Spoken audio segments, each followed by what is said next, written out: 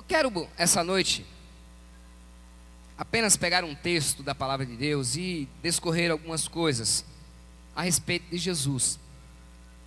Eu tenho pensado, já que nós vamos entrar em um período onde a morte de Jesus, todo o seu martírio é lembrado, e entraremos no período da Páscoa, e eu tenho pensado muito a respeito de Jesus. Eu quero que você abra sua Bíblia no texto de Lucas, do capítulo 4. Deixa sua Bíbliazinha aberta aí. Lucas, no capítulo 4. Rapidamente eu vou falar alguma coisa que o Senhor me ajudou a meditar de uma forma muito simples. Deixe sua Bíblia aberta em Lucas e preste atenção aqui. Filhos de Deus, preste atenção. O evangelista Lucas, esse homem que escreveu esse texto, é um cidadão privilegiado na história de toda a humanidade, pois ele é o único autor de um texto das Sagradas Escrituras que não é judeu. Ele é o único que escreve dentro da Bíblia, dentro do cânon sagrado, e ele não é judeu. É o único. Lucas é autor do evangelho que eu acabei de mencionar e do único livro histórico do Novo Testamento, que é o livro do Atos dos Apóstolos. Ele escreveu esse livro também. E como é que pode, irmãos? Eu estava pensando, o doutor Lucas, um homem renomado, que não viu Jesus, não andou com Jesus, escrever um texto sobre Jesus. Ele não anda com Jesus, ele não é discípulo de Jesus. Muito depois de Jesus é que ele escreve esse texto. Como é que pode? E a resposta está nas duas vertentes teológicas cristãs, as duas raízes básicas do cristianismo. Hoje eu quero que você aprenda isso, porque vai lhe trazer bagagem e maturidade. A primeira vertente teológica bíblica é a vertente gentílica, que é a teologia da graça. Essa teologia que foi inseminada, quer dizer, disseminada, que foi prolongada no nosso planeta pelo apóstolo Paulo. A outra é uma teologia judaica, ortodoxa, que foi ensinada pelo apóstolo Pedro. Duas teologias, uma petrina e uma paulina. E dois homens que não andaram com Jesus escrevem dois livros. Um foi Marcos, que escreve a teologia petrina.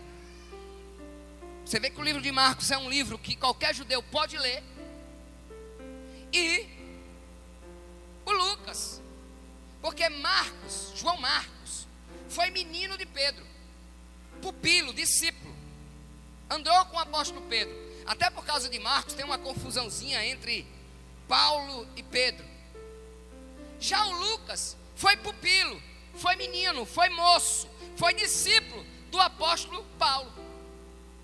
E eles dois escrevem livros. Agora eu quero que você perceba que a maneira de Lucas escrever o texto sagrado é diferente de todos os outros autores judeus. Porque o autor judeu, ele se preocupa com a genealogia.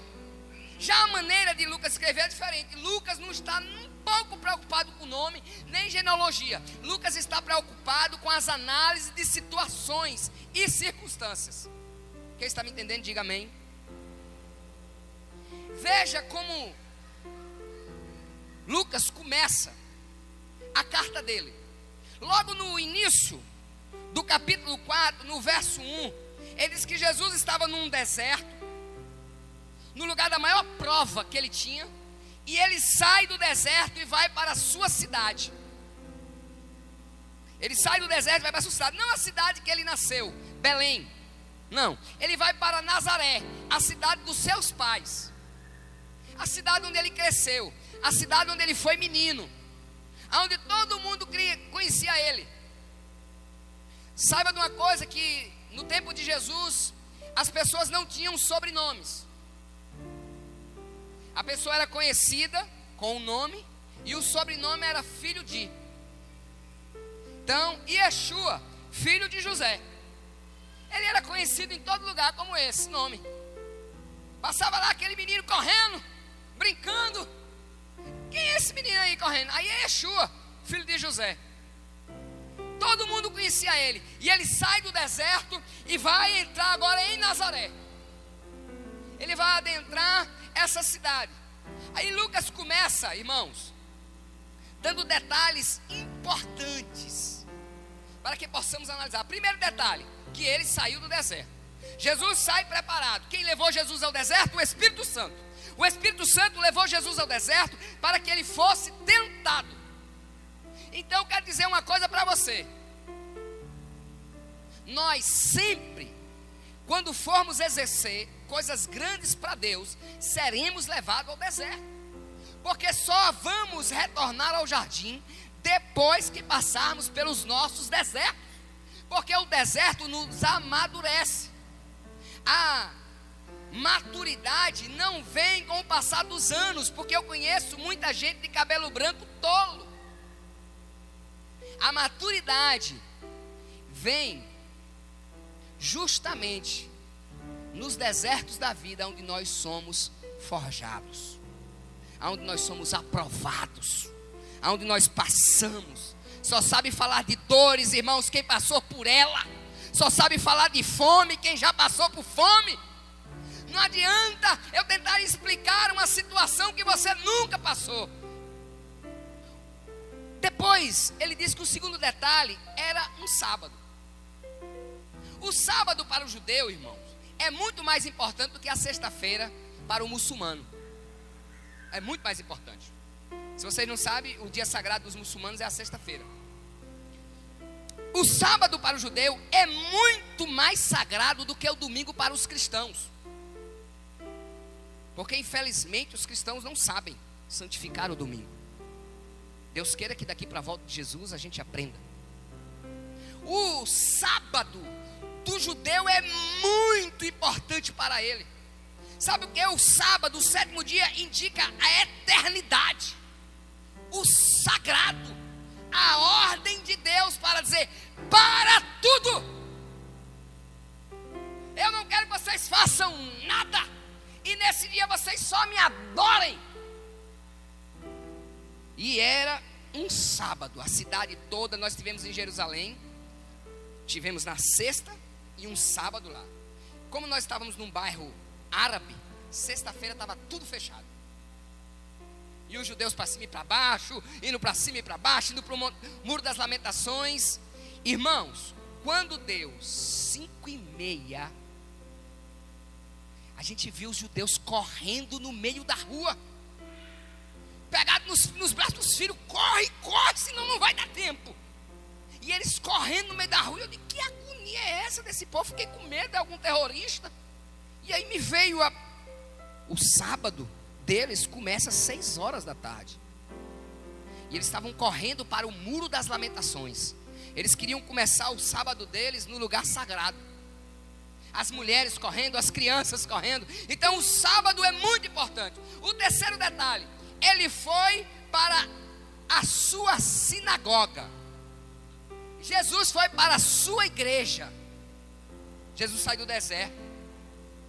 Você já pensou isso? Ele sai do deserto, está lá, comeu já tomou um banhozinho, né? E agora ele vai para a igreja. Tá Jesus. Jesus não tinha discípulo ainda.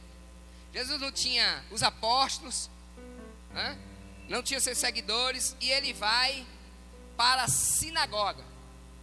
Uma sinagoga pequena de Nazaré, que hoje é território palestino. Jesus vai para esse território e vai para a igreja.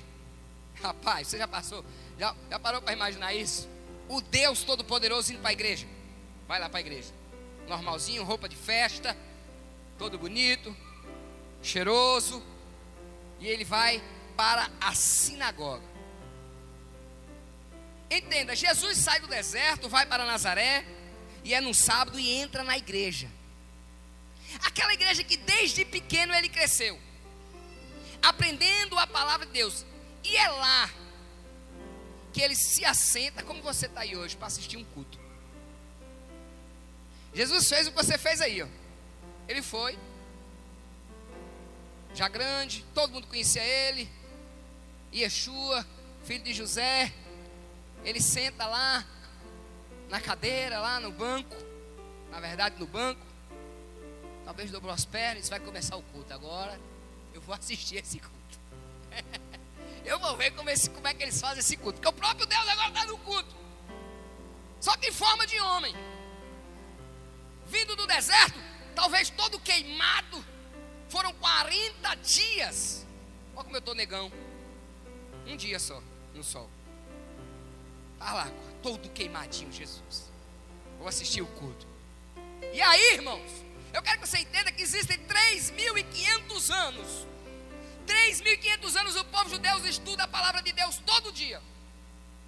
O nosso Pentateuco, que é o Gênesis, o Êxodo, o Levítico e o Deuteronômio, os judeus chamam de Torá. Essa Torá é dividida em pergaminhos enormes, escritos, redigidos por pessoas que são descendentes da linhagem de Esdras, até hoje. Não é qualquer pessoa que escreve um pergaminho. Ó, o biteludo, eu vi lá, nós vimos lá, eles dançando com o biteludo. Sabe como é que escreve? 4 rabinos pegam um homem desse, que escreve, chamado de escriba. O escriba, isso até hoje, começa a escrever desde no princípio criou Deus os céus e a terra, e fica os 4 lá. Se ele errar uma palavra, joga todo o rolo fora. Ah, borrei aqui, borrei, meu filho, volta, vamos começar tudo de novo. Aquela caneta, depois que escreve, não pode ser usada para mais nada. É 39 mil dólares cada escrito desse hoje. 39 mil dólares eles cobram para escrever um rolo desse. Uma sinagoga só pode ser organizada no mínimo com 10 rolos desses, senão não pode ser sinagoga. É cada biteludo. Esse rolo só pode ser lido pelo rabino, só. Então Jesus está no culto, o rabino lê a Torá. Jesus está ouvindo a Torá e o rabino lê a Torá. Só que no intervalo, irmã Suzete, de uma leitura para outra, eles leem os megalotes. Eles leem a Tenac, que é livros auxiliares, profetas. E aí, o pastor convida uma pessoa do auditório para ler o texto. Está lá a congregação, o rabino acabou de ler a Torá, que só ele pode pegar. Eles pegam outro rolo, que é chamado de intermediário, selado, ninguém sabe que texto está ali. Existe um vigia, a cada sábado eles selam, ninguém sabe qual é o texto que vai ser lido, e eles convocam alguém para ler o texto. E nesse dia tinha um visitante no culto. Estava um visitante que há muito tempo eles não viam. Quem era? Yeshua, o filho de José, estava lá visitando o culto da sinagoga. E aí, irmãos, o rabino olha, vê Yeshua e diz: Você é Yeshua? O filhinho de José? Sou eu mesmo. Venha, você vai ler o texto. Você vai ler o texto de hoje à noite, ou de hoje de manhã, o culto é pela manhã lá. Venha. E lá vai Yeshua pelo corredor, vai ler o texto. Ninguém sabe que texto é. O texto está selado, o texto está lacrado, ninguém sabe o que está lá. O auxiliar pega o rolo, entrega na mão de Yeshua. Ele vai para uma plataforma. Eu estive nessa sinagoga. Desculpa ele. Estive lá na sinagoga. Ele vem entre dois pilares. Pegou o rolo santo. O visitante e Yeshua vai ler um texto. Leia aí, visitante. Qual é o texto que Yeshua vai ler? A Bíblia diz que ele começa dizendo assim. E eu quero agora que você acompanhe comigo. 4. Você vai abrir aí no 4 de Lucas, no verso 14. O texto que o nosso amado visitante daquela manhã leu. E o visitante pega o texto e diz: eis que o Espírito de Yahvé está sobre mim, porque o Senhor me ungiu para anunciar as boas novas aos pobres.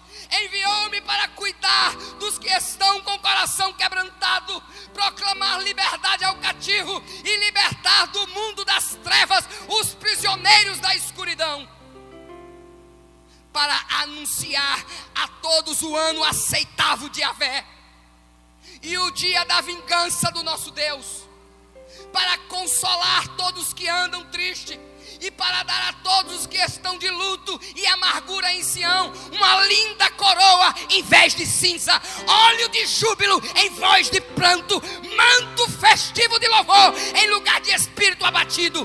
Eles serão chamados carvalho de justiça, plantação de Yahvé, para a manifestação do esplendor da glória de Deus. Talvez a sua tradução tenha sido diferente, porque a minha está do hebraico. Foi da forma que Yeshua leu. Da forma que ele leu. Eu acho que a entonação de voz de Yeshua naquele dia arrepiava as pessoas. O texto de Lucas diz que todos estavam estarrecidos, todos estavam espantados, todos olhavam estatalados para Jesus. E Jesus, com a simplicidade que a ele era peculiar, olha para todo mundo e diz assim: hoje se cumpre a escritura que os vossos ouvidos ouviram. Hoje se cumpre o que está nas sagradas escrituras. Hoje está se cumprindo. E eu, como profeta de Deus, quero dizer também essa noite que o seu milagre vai acontecer hoje na leitura dessa palavra, porque o mesmo Jesus está presente nesse culto. Você não entendeu? Eu estou dizendo que Jesus está presente nesse culto. Então celebre a Ele da melhor forma que você entende que Ele merece.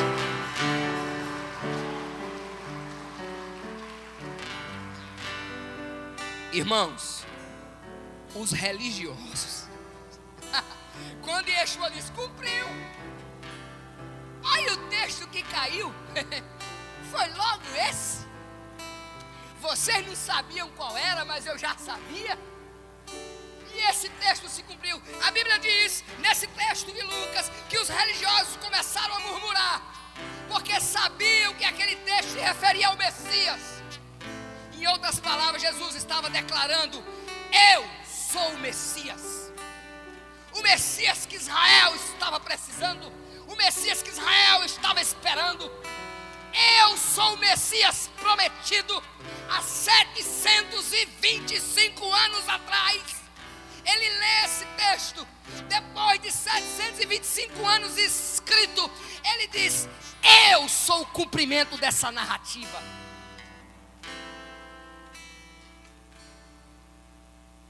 E um olhar tão puro para dizer isso. Os outros que estavam no culto começaram a olhar para o outro. Eu não estou entendendo. Ele está dizendo que ele que é o Messias? Ele está dizendo que Isaías escreveu isso a respeito dele? Um olhava para o outro e dizia: mas eu conheço esse camarada. Ele não é o filho de José? Maria não é sua mãe? Os irmãos dele não estão aqui entre nós? Esse é o texto que desmonta a virgindade perpétua de Maria. Porque eles dizem assim: não, ele não é o filho de José? Ele não é o filho de Maria? Os irmãos deles não estão entre nós? Como é que ele é o Messias? Como é que ele pode ser o Messias? Isso é interessante, irmãos, porque muitas pessoas podem não te conhecer. Pode dizer: mas você não é aquele de carne e de osso? Você não é aquele que pecou a semana passada? Você não é aquele que eu conheço, que de vez em quando desagrada a Deus?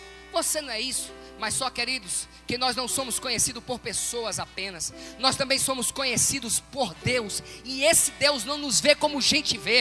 Esse Deus não nos vê como a igreja vê. Esse Deus não nos vê como os ministros veem. Esse Deus nos vê diferente. E esse Deus olhava para aqueles religiosos: vocês pensam que ele é filho de José? Esse é o meu filho amado, a quem a minha alma tem prazer. Ele veio libertar vocês da garra do diabo. A Bíblia diz que Jesus veio desfazer as obras do diabo. Mas só que Jesus responde assim em Lucas 23 a 27.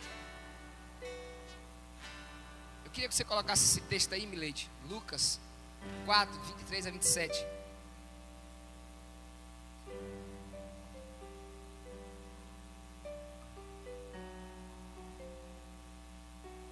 Disse Jesus: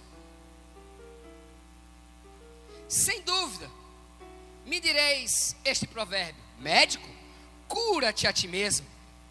Tudo que ouvimos tereis feito em Cafarnaum, fazei-o também aqui na tua terra.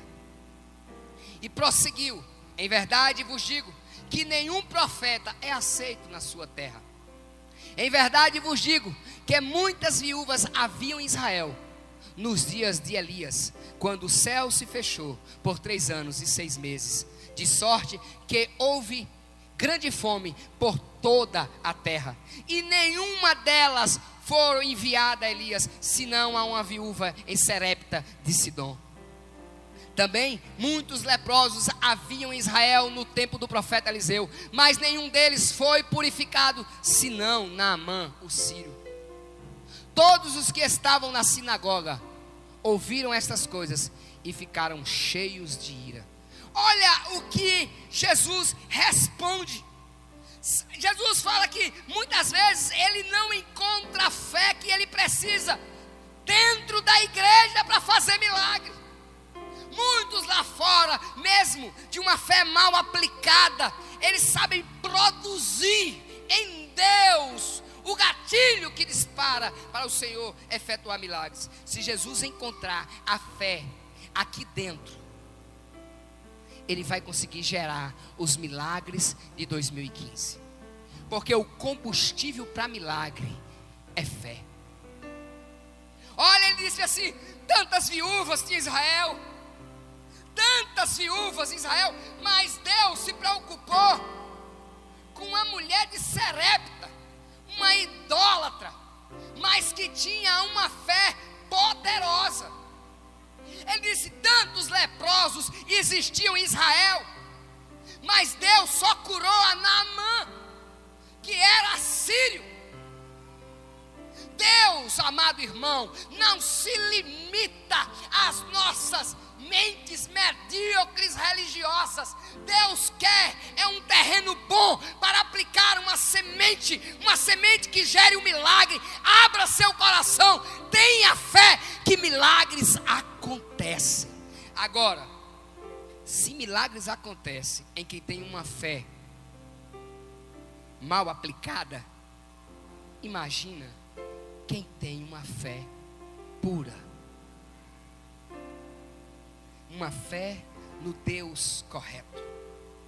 Se ficarmos na apreensão literal do que Jesus leu, as predições de Isaías não fazem muito sentido.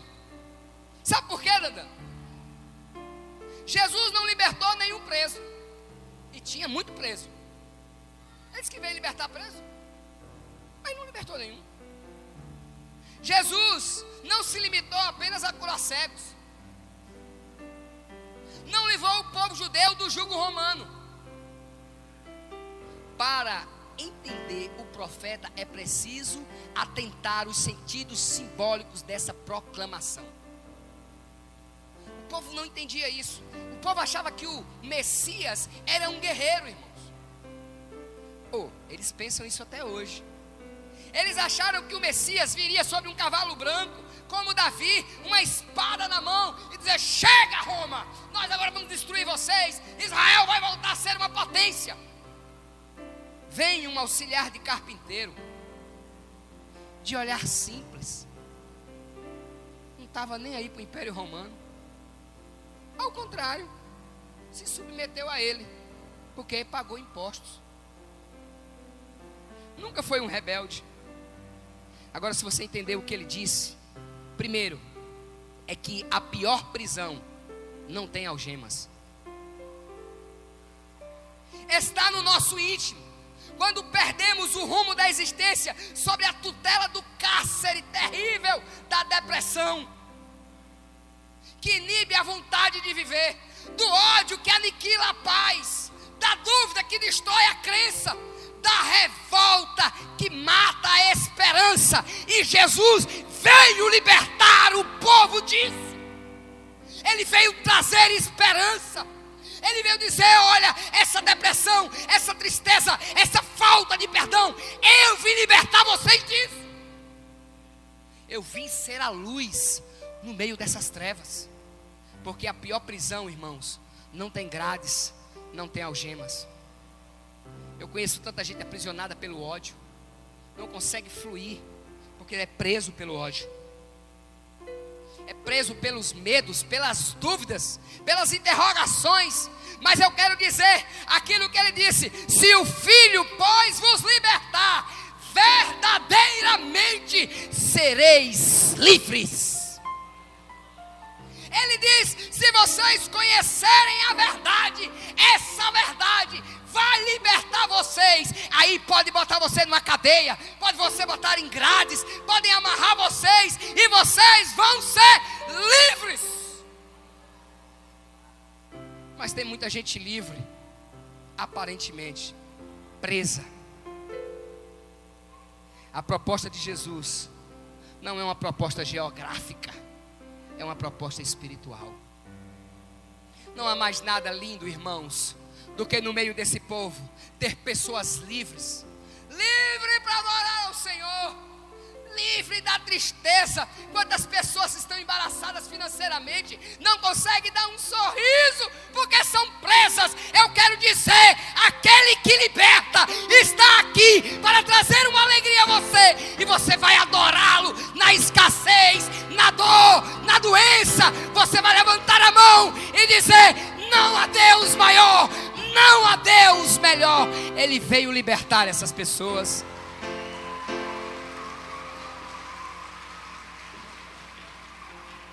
A dinâmica do Evangelho, ela anula a depressão com o esforço do bem, o ódio com a força do perdão, a dúvida com os valores da fé, a revolta com a bênção da aceitação.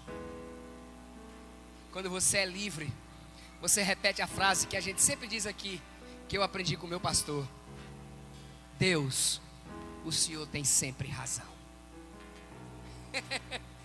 A gente conversava hoje na escola de férias. Hoje nós estudamos sobre Leviatã, falando sobre a serpente. E a gente antes conversávamos sobre o que Deus faz, e às vezes a gente não entende. Aquele casal que estava domingo aqui, eles vieram 1000 quilômetros para ser ministrado pela gente. E eles vieram, e aconteceu uma coisa interessante, que ele foi assaltado. Ele estava em Brasília, e bandidos chegaram e levaram o carro dele, uma SW4 novinha. E o bandido botou a arma na cabeça e disse: desce todo mundo, desce todo mundo. E ele disse: eu vou descer, eu só quero tirar minha filhinha, que já estava na cadeirinha. E ele tirou a filhinha dele, e o ladrão disse: deita no chão. Não levou relógio, não levou celular, não levou dinheiro, só levou o carro. O carro estava no seguro. Ele pegou outra nova. Mas ele ficou se questionando: mas Deus, Por que o Senhor não me livrou disso? Tua palavra diz, Senhor, e ele questionava isso só para ele, porque a religião não permite que a gente fale isso para Deus. E ele ficava nesse pensamento, mas só que um dia ele estava lá em Luiz Eduardo e uma senhora chegou para ele e disse assim: você foi assaltado, não foi? Aí ele disse: fui. A senhora soube? Ela disse: não, Deus me falou. E Deus mandou eu te dizer que você ia morrer de uma virada de carro na volta para casa. O diabo já tinha armado a sua morte, e Deus cuidou de você e fez com que aqueles ladrões levassem o carro. Você não entende a ação de Deus, às vezes reclama. Não reclame de um pneu que fura na estrada. Não reclame de um emprego que não deu certo. Não reclame de uma entrevista que não deu certo. Não reclame de uma perda. Sabe por quê? Porque hoje nós somos livres, e como livre, o Senhor cuida de nós. Que diremos, pois, a estas coisas? Se Deus é por nós, quem será contra nós? Aquele que nem mesmo o seu próprio filho poupou, antes nos entregou, como não nos dará todas as coisas? Quem intentará acusações contra os escolhidos de Deus? É Deus quem o justifica.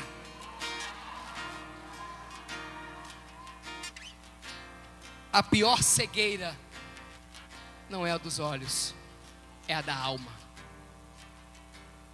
Curar olhos, Jesus curou alguns, mas na verdade ele veio curar uma cegueira que não é oftálmos, não é visão, não é olho.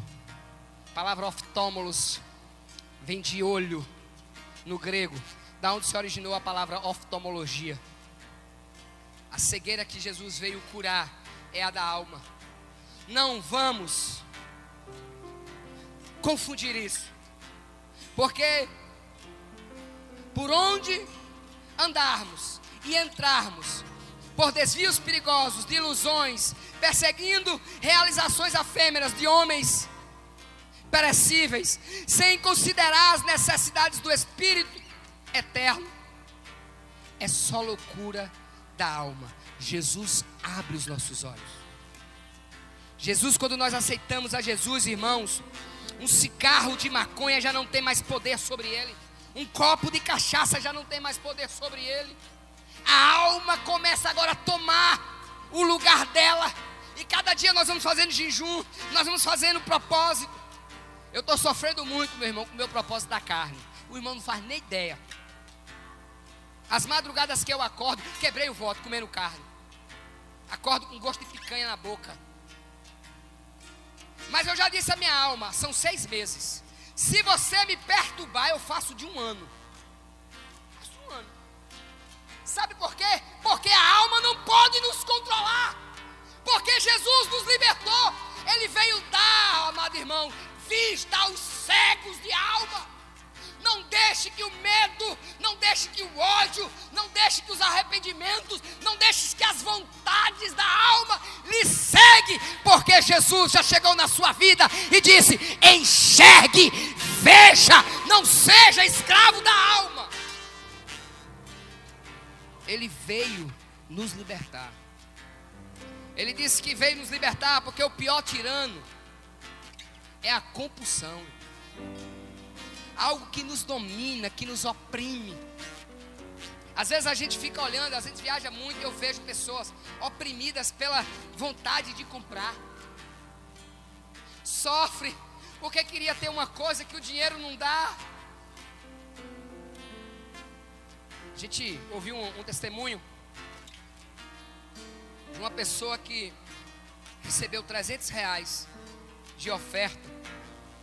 Ele ficou tão angustiado para gastar esses R$300 que ele foi para o shopping e saiu: eu tenho que comprar alguma coisa de 300.